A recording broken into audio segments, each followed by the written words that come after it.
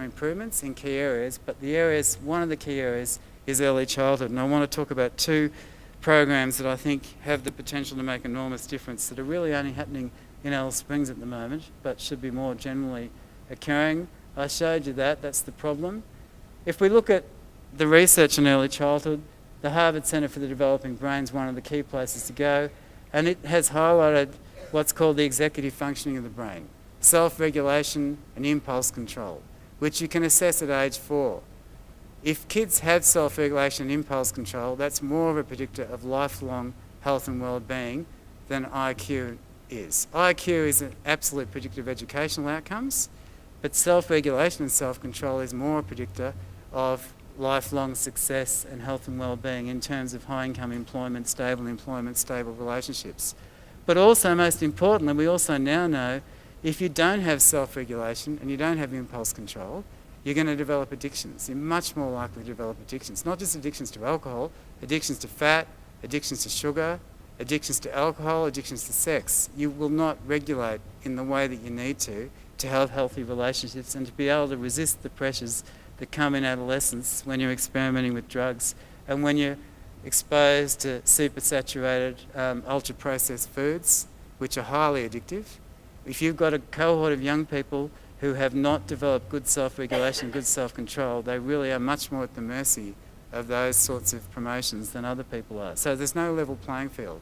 There's very different capacities and capabilities out there in individuals which are really well and truly determined in early childhood.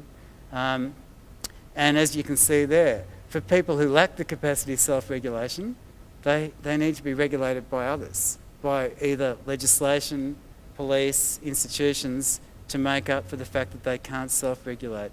And by and large, that doesn't happen. They're left to themselves, and you end up with people with serious addictions to many, many things and in a lot of strife with the law and all the things that we know go wrong. The Harvard Centre's also pointed out that neglect, chronic neglect, and particularly chronic understimulation, is the most serious form of child neglect, much more so than sexual abuse and physical abuse. It has the major long-term problems, and I think you can see here chronic understimulation is something short of neglect, but it's very prevalent. And it's a major issue that we can try and address through effective interventions. This study from Michael Marmot is the British Cohort study, which is published in the report Fair Society and Healthy Life in 2011. He followed 70,000 British babies, all born in the same week in 1970. He followed them for 30 years.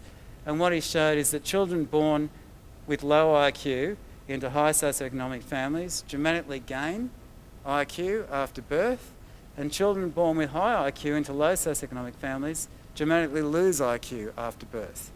And this is the norm in many, many studies. Children are losing their brain potential very rapidly, never to be regained, or children are gaining it. And so what was it that made the difference? The things that made the difference were being read to every day, being spoken to regularly, being cuddled, going to bed at the same time every night, having an active play group and being physically active. They're the things that promoted brain development in the children that took off. And that's not rocket science, but it's responsive parenting.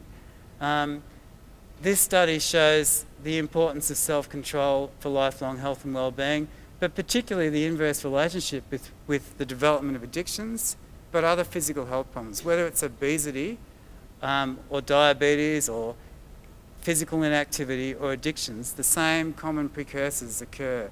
It's lack of self-regulation and self-control in early childhood, which is the forerunner to all these things. And that is, I think, the major contemporary issue in Aboriginal health. This also shows it's not just lack of stimulation that's a problem, but overt violence and fear adds to that, and you get a double whammy. So this shows that the major impact that children growing up in environments where they're exposed to violence, where they're exposed to fear has, when you add to that understimulation, it's no wonder we're getting the AEDI scores that we're seeing in Aboriginal communities.